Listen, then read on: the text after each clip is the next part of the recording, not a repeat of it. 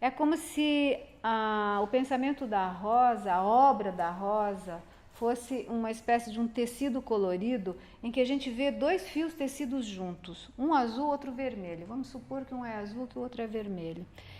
Mas como é um tecido artesanal, né, não é um tecido feito numa fábrica, né, o que acontece é que muitas vezes o azul fica mais forte e outras vezes o vermelho fica mais forte. É uma coisa que não é totalmente igual, equilibrada, né? O azul predomina nas épocas de paz,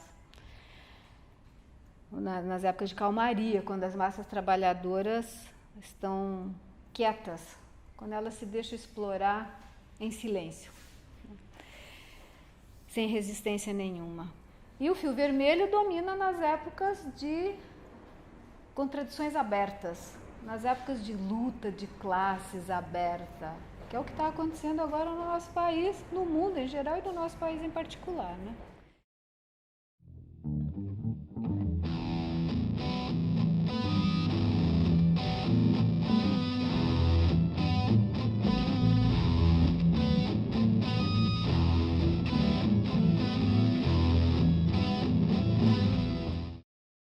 Momentos de luta de classes aberta tem essa grande vantagem. A ordem começa a vacilar. Você começa a ter esperança de que a casa caia. E a Rosa tinha essa esperança nesses momentos, né? Quando ela aposta que um empurrão bem dado pode levar essa ordem instituída a desmoronar, né? Então aí predomina o fio vermelho. Uma metáfora, como todas as metáforas, tem os seus limites, evidentemente, né? A obra da Rosa ela é atravessada ou construída pelo entrelaçamento entre dois fios condutores, ou a dialética entre dois fios condutores, se a gente quiser usar essa palavra que resolve todos os problemas, né? De um lado, a análise do modo de produção capitalista como um sistema que, numa lógica implacável, gera as mazelas as mais diferentes, um sistema cujas contradições impedem a sobrevivência dele, né, a sua sobrevivência a longo prazo, e que requerem que esse sistema seja substituído por outro sistema social que satisfaça as necessidades humanas, que a Rosa considerava que era o socialismo. E aqui, então, né, esse fio, a gente pode dizer que aqui a teoria sabe previamente, esse previamente entre aspas, né? Porque é uma questão complicada. A teoria sabe previamente o caminho da história. Do outro lado, o outro fio é a análise da história da luta de classes e do protagonismo das massas populares, em que a experiência é a grande mestra dos oprimidos. Aqui não há saber prévio. Aqui a história é a história da luta de classes, em que umas ganham, outras perdem. Não há teoria nem ciência que garanta a vitória de nenhuma das classes, né? Muito menos das classes subalternas. O que é que há? Há uma aposta, eu usei esse termo, né? Muito inspirada no Michel Louvi. Há uma aposta na possibilidade de vencer.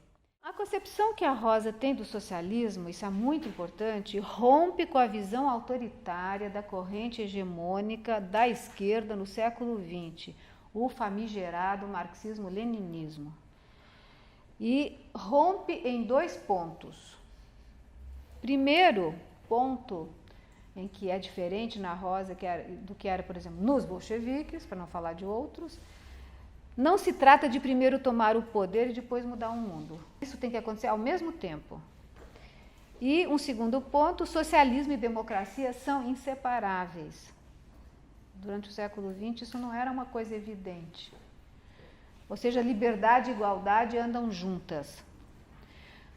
Por quê? Porque o socialismo, para a Rosa, só pode ser resultado da ação livre das massas populares. Essa ação livre é, por essência, democrática, né?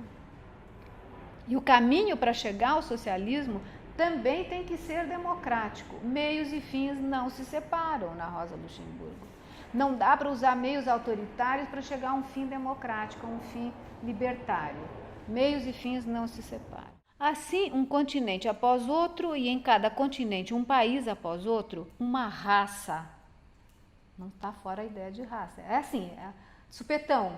né? Mas não comenta muito, mas fala. Uma raça após outra ficam inelutavelmente sob a dominação do capital. Com isso, inumeráveis milhões caem na proletarização, na escravidão, na insegurança da existência, em suma, na miséria. E a nota da Rosa, no rodapé, extermínio dos povos primitivos. Ela está preocupada com isso, né? A instauração da economia capitalista mundial conduz a uma miséria cada vez maior, a uma carga de trabalho insuportável e a uma insegurança crescente da existência. Veja, ela repete, né? Insegurança da existência. Isso para ela é fundamental. No capitalismo, as pessoas não têm uma existência segura. Elas vivem, né, sempre ali à espera de que algo possa acontecer com elas, e é verdade, né? Há uma insegurança crescente da existência sobre toda a superfície do globo terrestre, a qual corresponde à concentração do capital em poucas mãos. É muito atual este texto, né? A economia capitalista mundial implica que toda a humanidade se atrele sempre mais ao trabalho penoso, sob inúmeras privações e sofrimentos, sob degeneração física e espiritual, para servir à acumulação do capital. O modo de produção capitalista tem a particularidade de que o consumo humano, que em todas as formas econômicas anteriores era o fim, é apenas um meio a serviço do fim propriamente dito, a acumulação do lucro capitalista. A massa deve aprender a exercer o poder. Assim como a gente só aprende a nadar na água, só aprende a andar de bicicleta andando de bicicleta, só aprende a exercer o poder exercendo o poder. Não tem um aprendizado prévio a isso. Não há nenhum outro meio de lhe ensinar isso. Felizmente, foi-se o tempo em que se tratava de ensinar o socialismo ao proletariado. Para os marxistas da escola de Kautsky, o Kautsky é sempre o saco de pancadas da Rosa, esse tempo parece não ter acabado. Educar as massas proletárias de maneira socialista significa fazer-lhes conferências, distribuir panfletos e brochuras. Não, a escola socialista dos proletários não precisa de nada disso. Eles são educados quando passam à ação. Muito bem! E aí vem a divisa da Rosa, que é o verso do Fausto. No princípio era a ação.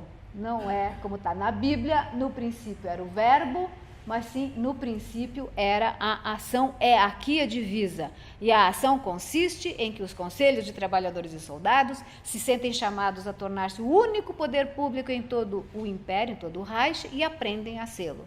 Só desta maneira podemos minar o solo a fim de que se torne maduro para a transformação que deve coroar nossa obra. Ela defende a ideia de que a disciplina partidária não significa submissão das bases à direção. Uma frase dela: a massa proletária não precisa de um líder no sentido burguês. Ela em si é seu próprio líder. A massa é seu próprio líder. Então, ela está polemizando com a social-democracia. Então, a Rosa vai, como já sempre digo, elaborando suas ideias na polêmica. Então, agora, aqui é contra a social-democracia. O verdadeiro líder político é aquele que esclarece, que destrói a cegueira da massa, a expressão dela, que transforma a massa em liderança e a si mesmo em instrumento de ação, da ação de massas consciente. O líder é aquele que sai do seu papel de líder, é aquele que consegue transformar a massa em líder de si mesma, né? Com a quimera de, primeiramente, fazer entrar todo o povo trabalhador nos quadros do partido, em vez de fazer história, simplesmente andamos às voltas num círculo vicioso. Quanto mais as nossas organizações crescerem, compreenderem centenas de milhares e milhões, tanto mais forçosamente crescerá o centralismo. Mas com isso também a pequena porção de conteúdo político e intelectual, de iniciativa e decisão que tiver sido efetivada pelas organizações na vida cotidiana do partido, será inteiramente transferida para os pequenos colegiados no ápice. Os líderes das associações, os líderes dos distritos e os parlamentares. O que sobrará para a grande massa de membros serão as obrigações referentes às contribuições financeiras, distribuição de panfletos, as eleições e ao serviço de conseguir votos, a agitação em casa com vistas à assinatura de jornais e similares. Ou seja, para as bases fica reservado o quê? As tarefas subalternas, aquelas coisas mais chatas de fazer.